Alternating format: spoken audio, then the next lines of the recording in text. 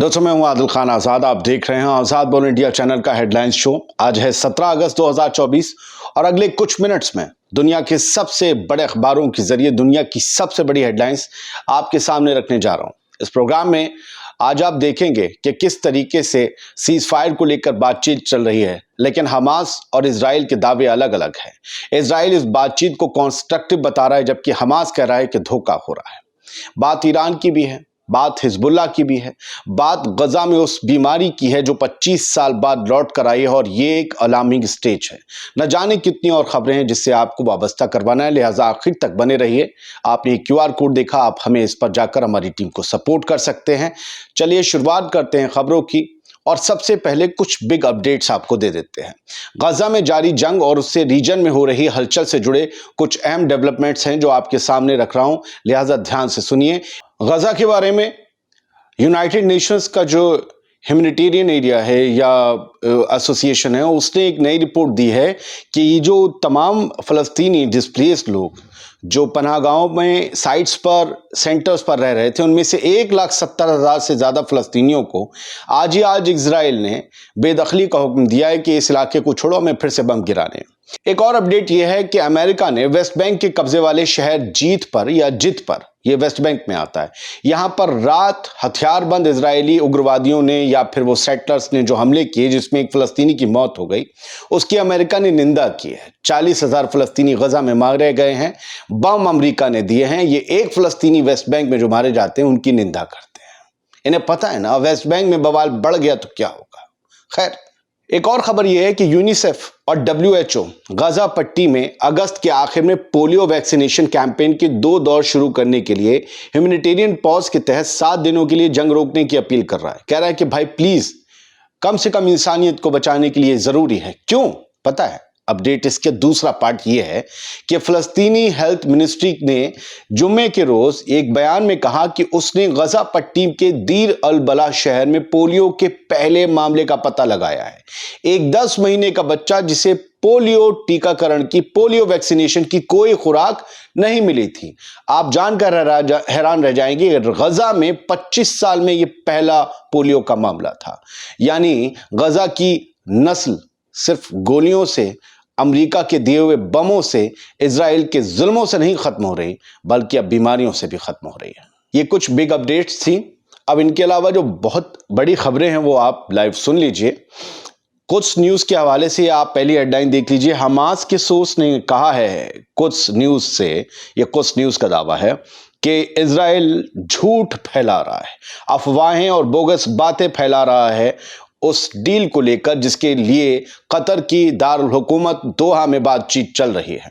ये मुज़ाकरात शुरू हुए हैं फिर से, लेकिन हमास एतबार नहीं कर रहा इजराइल पर। इजराइल ने कहा बड़ी कंस्ट्रक्टिव बातचीत चल रही, मैं आखिर में फिर इस खबर को उठाऊंगा, लेकिन हमास ने डिनाई किया है। हमास ने कहा है कि इजराइल झूठ फैला रहा है, और बाइडेन का जो 2 जुलाई को दिया हुआ मुआहदा था, जो डील थी जिस पर हम अग्री थे, इजराइल उस डील से पीछे हट रहा है, एक नए तरीके की नई डील लेकर आ रहा है जिसमें उसका फायदा है। लेकिन हम अपनी जगह पर वही अटल हैं कि जब तक IDF टोटली बाहर नहीं निकलेगी गजा से, देयर इज नो डील। अलमायदीन ने भी कुछ इसी खबर को ऐसे दिया है और सोर्स के हवाले से छापा है कि no breakthrough in Doha talks, Israel clinging to its stance. कोई ब्रेक थ्रू नहीं निकलने जा रहा है दोहा टॉक्स में, यानी जो गजा में सीज फायर हॉस्टेज डील को लेकर जो मुज़ाकरात हो रहे हैं, इजिप्ट, कतर, अमेरिका, इजराइल ये सब कर रहे हैं, कोई ब्रेक थ्रू नहीं निकलने जा रहा, कुछ नहीं होने जा रहा। जहां जिस बातचीत पर हमास राजी था, बातचीत उससे पीछे पहुंच गई है, और कहा है कि इजराइल अपनी जिद पर अड़ा है, अपने मौके पर अड़ा हुआ है, क्योंकि उसे फायदा चाहिए। और अब तो चढ़कर खेलने की कोशिश कर रहा है, क्योंकि इस्माइल हानिया नहीं है इस दुनिया में, इसलिए वो कोशिश कर रहा है। लेकिन जहां तक मैंने पढ़ा और समझा है, याहिया सिनवार उसके लिए इस्माइल हानिया से कहीं ज्यादा सख्त साबित होंगे। खैर, एक और हेडलाइन है हिजबुल्लाह से रिलेटेड, प्रेस टीवी ने दी है। इसका वीडियो मैं आपको कहेंगे तो मैं आपको दिखाऊंगा, बड़ा लंबा 6 मिनट का वीडियो है। हिजबुल्लाह ने इतनी लंबी सुरंग अपनी दिखाई है और बताया कि ये उसकी मिसाइल लॉन्च साइट है। और मिसाइलें, मैं तो आज तक रॉकेट देख रहा था हिजबुल्लाह के पास, बहुत मिसाइलें, अंडरग्राउंड पूरी फैसिलिटी है, उसमें इवन मोटरसाइकिल चलाता हुआ एक बंदा जा रहा है तो उसके पीछे कई मिनट तक कैमरा घुमा। इट मींस कि कितनी लंबी वो सुरंग होगी जमीन के अंदर, और उसमें बड़ी बड़ी गाड़ियां भी चल रही हैं जो मिसाइलें ले जा रही हैं। इतनी चौड़ी सुरंग है वो। तो हिजबुल्लाह ने अपनी न्यू मिसाइल फैसिलिटी दिखाई है, उसका वीडियो दिखाया है। अब इजराइल इसे प्रोपेगेंडा वीडियो बता रहा है, जबकि उसे डर लग रहा है। ये हिजबुल्लाह और बाकी रेजिस्टेंस फोर्सेस की तरफ से कहा जा रहा है। ये कहा जा रहा है Hezbollah unveils new facility warns Israel of unexpected destiny. Israel से कहा है जो आज तक नहीं देखा, जो आज तक नहीं महसूस किया, तैयार रहो उसके लिए। हिजबुल्लाह ने इस वक्त जब सीज फायर टॉक चल रही है कतर में, दोहा में, आप समझ लीजिए कि एक साइकोलॉजिकल गेम खेला है, एक बड़ा मोहरा चला है कि अगर, क्योंकि अभी तक ईरान ने हमला जो नहीं किया, अभी तक हिजबुल्लाह ने फुल फ्लैश जंग जो नहीं छेड़ी, उसकी वजह यही कि दोनों दोहा में होने वाली बातचीत को देखना चाहते हैं। क्योंकि अगर वहां इनके हमला करने के बाद वहां से कोई नतीजा नहीं निकला तो सारा इल्जाम धर दिया जाएगा अमेरिका और इजराइल की तरफ से और मिडिल ईस्ट के कुछ अरब हुक्मरानों की तरफ से कि ईरान और हिजबुल्लाह की वजह से सीज फायर नहीं हो पाया। इजराइल तो हमारा राजी था, प्यारा बच्चा। तो इन्होंने कहा कि प्यारे बच्चे की असलियत दुनिया को पता लगने तो ये राजी नहीं होगा, लेकिन मसाला हम दिखाई दे रहे हैं, अगर बेटा नहीं करोगे तो हम ये सब करेंगे। ये इस तरीके से हिजबुल्लाह ने दिखाने की कोशिश की होगी, एक प्रेशर बनाने की कोशिश की होगी, या उनकी जबान ऐसी ही तो रही होगी, लोग तो इसी तरीके से बातें कर रहे हैं। तो बहुत जबरदस्त वो मिसाइल सिटी थी। अच्छा, ईरान का एक बयान है, दोहा में जो बातचीत चल रही है उसको लेकर ईरान ने कहा है कि, बल्कि चेताया है, वार्निंग दी है, इजराइल की जो चालबाजियां हैं और धोखेबाजियां हैं, डिसऑनेस्टी है, उसको लेकर कि कितना बेईमान है, कितना बदकार और सियाकार है। ये इस तरीके से बातें करता है कि जैसे ये डील करना चाहता है, जबकि हकीकत ये है कि नेतन्याहू की हुकूमत इस जंग को जारी रखना चाहती है, क्योंकि जंग को जारी रखने में ही उनका फायदा है। कल जुमा था, आप सबको पता है, यमन में जुमे को मिलेनियम मार्च निकलता है। लाखों लोग निकलते हैं सड़कों पर, और ये जारी है, करीबन 42वां जुमा था शायद, और लगातार फ़लस्तीन पर जब से हमले हो रहे हैं, ये फ़लस्तीन के हक़ में आवाज़ उठा रहे हैं और ये कह रहे हैं कि हम फ़लस्तीन के साथ आखिरी सांस तक खड़े रहेंगे। और ये एक तरीके से जंग की मुनादी है। ये दिखाता है कि एक फुल फ्लैश जंग रीजन में जब भी होगी, यमन से लाखों लड़ाके निकल कर पहुंचेंगे फ़लस्तीन के सपोर्ट में। कल भी यमन में बड़े जुलूस निकाले गए, बड़ी कस्में खाई गई।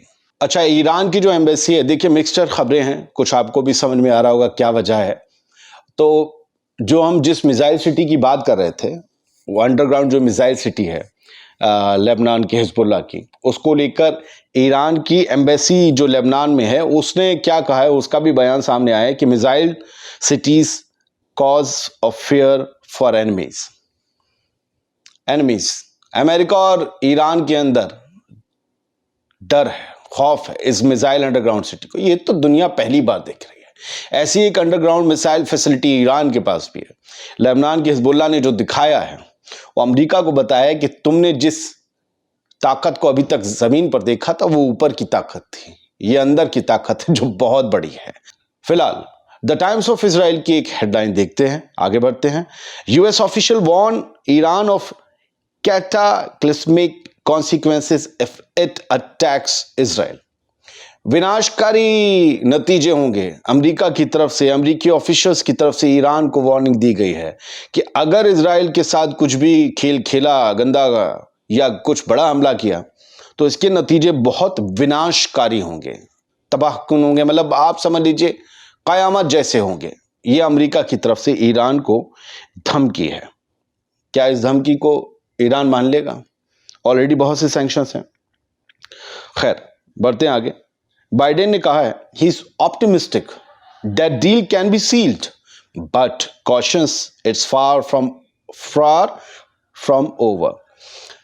बाइडेन को यह उम्मीद है कि डील हो जाएगी, वो उम्मीद रखते हैं, लेकिन उन्हें लगता है कि ये मुकाम अभी दूर है, इतनी आसानी से हासिल नहीं हो पाएगा। डील तो हो जाएगी, लेकिन होने में वक्त है, ये बाइडेन को लगता है।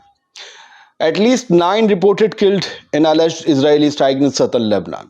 लेबनान में इजराइल हमले भी कर रहा है और वहाँ लगभग जो है 9 लोग मारे गए हैं, इस बात की खबर आई है। द टाइम्स ऑफ इजराइल की एक और हेडलाइन है कि गजा रिकॉर्ड्स फर्स्ट पोलियो, मैंने आपको बताया था पहला पोलियो केस आया है, तो ये इसकी गूंज इजराइल में भी गूंज रही है। और मैंने आपसे कहा था कि इजराइल कुछ कंस्ट्रक्टिव सी बातें कर रहा है, जबकि हमास ने कहा है कि कुछ नहीं, सब बेड़ा गर्क कर रहे हैं ये लोग, यहाँ दोहा में बैठ के जो बातें कर रहे हैं। द टाइम्स ऑफ इजराइल की जो हेडलाइन है वो अपने इजरायली बाशिंदों को किस तरीके से बरगला रही है, जरा देखिए।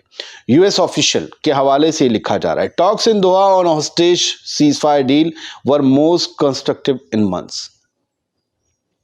कह रहे जो बातचीत हुई है दोहा में होस्टेज डील को लेकर, सीजफायर को लेकर, वो पिछले कई महीनों में हुई बातचीतों में सबसे ज्यादा कंस्ट्रक्टिव और सबसे ज्यादा पॉजिटिव थी, यानी जिसमें नतीजे निकलने के सबसे ज्यादा आसार हो। जबकि हमास क्या कह रहा है कि वो बात नहीं है जिस पर हम राजी थे।